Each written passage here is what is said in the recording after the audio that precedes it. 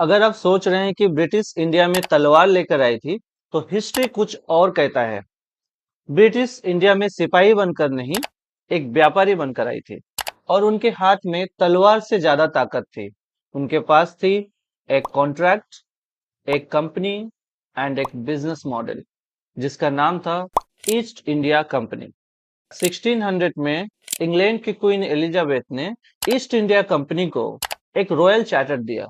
पहले उनका मकसद था इंडियन सिल्क, मसाले और इंडियन टेक्सटाइल को खरीदना।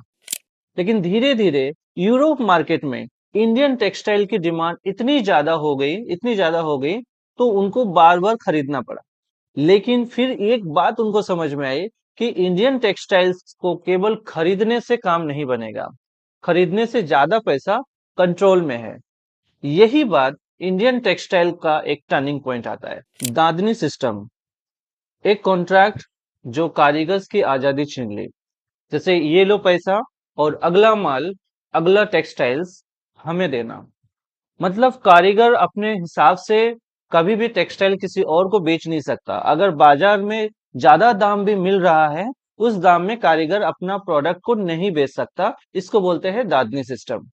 और इस सिस्टम में आपको सुनने में तो अच्छा लगता होगा कि उन्होंने मदद किया, अपने अपने पहले वर्कर्स को पेमेंट दिया। लेकिन एक्चुअली अगर आप देखने जाओ, कारीगर का रेट भी ब्रिटिश डिसाइड करते थे और कब डिलीवरी टाइम होगा वो भी ईस्ट इंडिया कंपनी डिसाइड करता था। इससे क्या होती थी, कारीगर की इकोनॉमिक डिसीजन, इकोनॉमिक डिपेंडेंसी, कारीगर की इकोनॉमिक डिपेंडेंसी उस कंपनी के ऊपर इतनी बढ़ गई थी कि कंपनी अपने हिसाब से कारीगर से काम ले पा रहा था।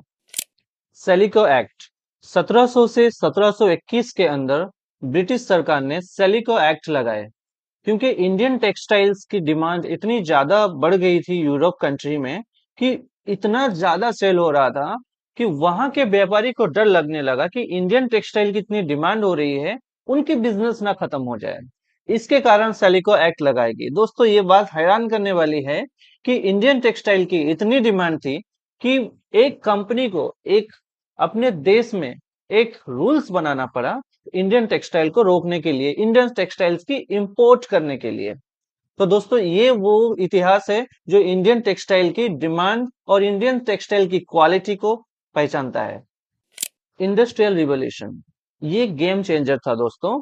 जब इंडस्ट्रियल रिवॉल्यूशन हुआ तो हैंड के कपड़े मशीन से बनने लगे।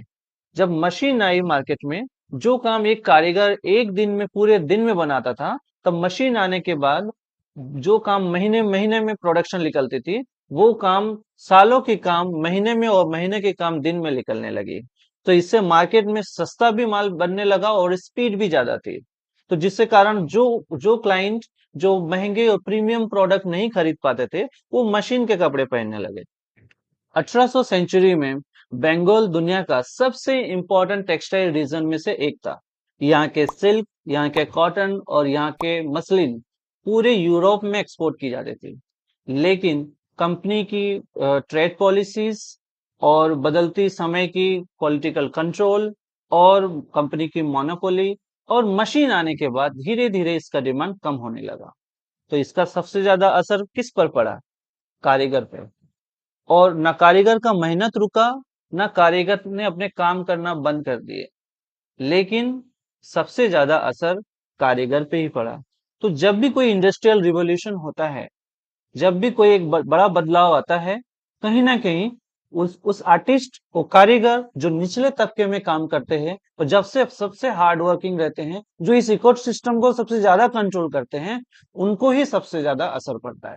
आज हम जिस हैंड एम्ब्रॉयडरी को प्रीमियम लग्जरी कहते हैं, पूरे गर्व के साथ पहनते हैं, उस समय में भारत में ये हैंड एम्ब्रॉयडरी एक रोजमर्रा की चीज थी। ये रोजमर्रा की एक इकोसिस्टम थी। दोस्तों, कहानी यहाँ खत्म नहीं होती है।